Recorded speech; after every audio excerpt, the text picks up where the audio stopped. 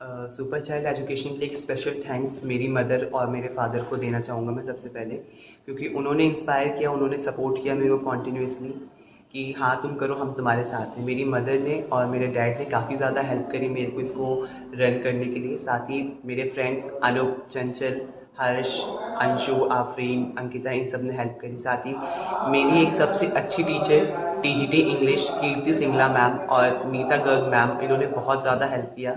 Nishat Hashim ma'am का भी बहुत बहुत थैंक यू कि उन्होंने हमें इंस्पिरेशन दिया कि इसको ऐसे करना है, ऐसे ढालना है। और बाकी जितने भी सपोर्टर्स हैं, मेरे फ्रेंड्स हैं, मेरे स्कूल टीचर्स हैं, उन सभी का बहुत बहुत धन्यवाद कि उन्होंने सपोर्ट किया। और सुपर चाइल्ड को आप सभी कॉन्टीन्यूसली ऐसे सपोर्ट करते रहें ताकि हमारा सुपर चाइल्ड सोशल कॉजेज़ पे वर्क करता रहे और एक दिन सोसाइटी पूरे तरीके से डेवलप हो। और एक लास्ट लाइन में आप सभी से कहना चाहूँगा कि अगर आप ज़्यादा नीडी को हेल्प कर सकते हैं तो ज़रूर करें। कभी भी बैगर्स को पैसे ना दें, क्योंकि अगर आप उनको पैसे देते हैं, 90% of 90 to 95% they use that money for the drugs. Drugs के लिए वो यूज़ करते हैं। आप उनको उसकी जगह पे एजुकेशन और साथ ही फूड दें। अगर फूड आप नहीं बना सकते तो आसपास की दुकान से कुछ खरीद के दे दीजिए। एजुकेशन के लिए आप उनके आसपास के एनजीओज में या फिर किसी आंगनवाड़ी में, एनजीओज में आप उनको एडमिशन करवा दें। अगर एजुकेशन आप पर्सनली नहीं दे सकते। और आप सबसे रिक्वेस्ट है, जितने भी यूथ्स हैं हमारी ये वीडियो देख रहे हैं, वो सभी यूथ जो फालतू के काम में अपना टाइम वेस्ट कर रहे हैं आजकल, फ्री फायर, पबजी, इन सबको छोड़ के सोशल वर्क में एक बेहतर कर के लिए अपना योगदान दें।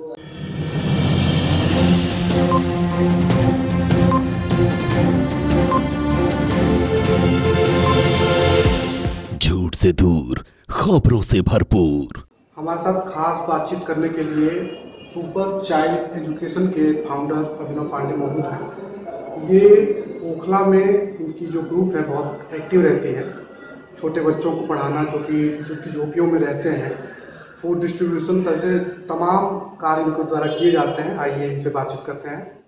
अभिनव, आपका जो ग्रुप है उसका क्या नाम है?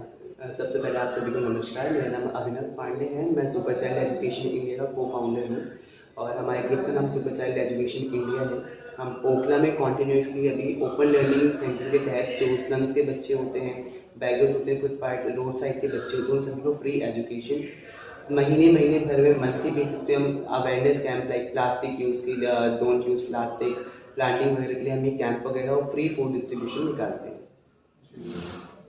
अभिनव, ये आपने ग्रुप स्टार्ट करने की कब सोची? क्या आपने अकेले सोचा या फिर कोई और भी इसमें था? जी, जब कोविड आया था 2019 में, मैंने तब ये स्टार्ट करने की सोचा। मैं सबसे पहले मैंने न्यूज़ वगैरह देखा, अपने आसपास का एरिया देखा कि कैसे एम्प्लॉयमेंट छूट गई है सबकी। जो प्राइवेट स्कूल में बच्चे पढ़ते थे, सबकी एजुकेशन बर्बाद हो गई कोविड में।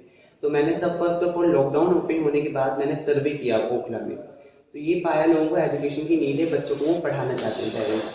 तो मेरे कांटेक्ट में जो लोग थे, मेरे फ्रेंड्स वगैरह, सबको मैंने कांटेक्ट किया कि चलो करते हैं। तो दे सेड कि इन सब में कुछ भी नहीं रखा। तो फिर मैंने कहा चलो कोई बात नहीं, मैं अकेले करता हूँ। तो मैं सर्वे किया तो वहाँ से पता चला कि लोगों को एजुकेशन की बहुत नीड है इस टाइम पे। जहाँ लोगों के पेरेंट्स की नौकरियाँ छूट गई हैं, वहाँ बच्चे एजुकेशन नहीं ले पा रहे। प्राइवेट स्कूल्स में एडमिशन कट हो गए, ज़्यादा फीस नहीं देंगे, उससे बर्डन पड़ रहा है। तो हमने ये सोचा हम क्यों ना फ्री एजुकेशन स्टार्ट करें। ओपन लर्निंग सेंटर ने अशोका पार्क में हमने अपना पहला प्रोजेक्ट शिक्षा की एक किरण नाम से स्टार्ट किया था। तो अब तक कितने लोगों को आपने इसमें इन्वॉल्व किया है? आपकी टीम में कितने लोग हैं? अभी हमारी टीम में टोटल 12 लोग हैं। तो सबका काम यही जाके बच्चों को पढ़ाना? सबका काम अलग अलग है अपने हिसाब से। कोई सोशल मीडिया हैंडल संभालता है अपना, कोई डोनर है हमारा, एडवाइज़र है, कुछ वॉलंटियर्स हैं, कुछ टीचर्स हैं हमारे, और कुछ एम्बेसडर है हमारा। एक फ्रेंड है चंचल मिश्रा, वो ऑर्गेनाइजेशन एम्बेसडर है हमारा। कुछ एनजीओ जो कि यहाँ पे ओखला में सक्रिय हैं, क्या उनसे आपको कुछ सहयोग मिला है? जी, मुझे ब्लेसिंग्स फाउंडेशन से काफ़ी ज़्यादा सहयोग मिला है। उनकी फाउंडर निशात हाशमी मैम है। उन्होंने मुझे कॉन्टिन्यूसली हमेशा से उन्होंने इनकरेज किया है सोशल वर्क के लिए, और वो इंस्पिरेशन रही है मेरी। साथ ही गुलफर खान फाउंडेशन ने भी बहुत ज़्यादा हेल्प करी है, चैरिटी दी है हमें, चैरिटी प्लेस दे रखा है अपने ऑफिस में। और जो ब्लेसिंग्स फाउंडेशन का रोल तो बहुत ज़्यादा इंपॉर्टेंट है, क्योंकि निशात मैम ने हमेशा गाइड किया है। निशात मैम ने सारे आइडियाज़ बताए क्या कैसे वर्क करना है। तो अब तो ये बताइए कि अभी आपके जो ग्रुप में है कितने बच्चों को आप लोग शिक्षा देते हैं? अभी तो हमने बेसिकली भी स्टॉप कर रखा है। 1 अप्रैल से हम दोबारा स्टार्ट करेंगे। हमने सिंस लास्ट 2 ईयर्स में हमने 500 प्लस बच्चों को फ्री एजुकेशन दे दी है। जो रास्ते पे बच्चे नशा करते हैं फुटपाथ पे, उनमें से 20 बच्चों को हमने फ्री एजुकेशन देके उनका एमसीडी स्कूल्स में हमने एडमिशन करवाया है। अब एक बात और बताइए हमें, जब जिस एज में बच्चे घूमने फिरने का शौक रखते हैं, उस एज में आपने ऐसा सोचा कि एक ग्रुप ऐसा बनाया जाए जो लोगों का सहायता करे। ये इंस्पिरेशन आपके अंदर कहाँ से है?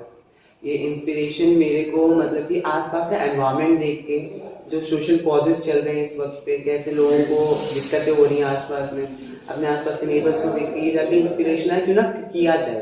अपने टाइम को वेस्ट करने के अलावा मोबाइल्स में गए, आजकल की जनरेशन क्या कर रही है, मेनली हमारी जनरेशन मोबाइल में फ्री फायर खेल रही है, पबजी खेल रही है, मोबाइल्स टीवी घूमना फिरना नशा ये चल रहा है। लेकिन इन सबसे अलग हटके, इन सबसे कुछ भी नहीं होने वाला। हम फॉरेन कंट्रीज का इतनी ज़्यादा डेवलप है और हमारा इंडिया डेवलपिंग कंट्री है, ऐसा क्यों?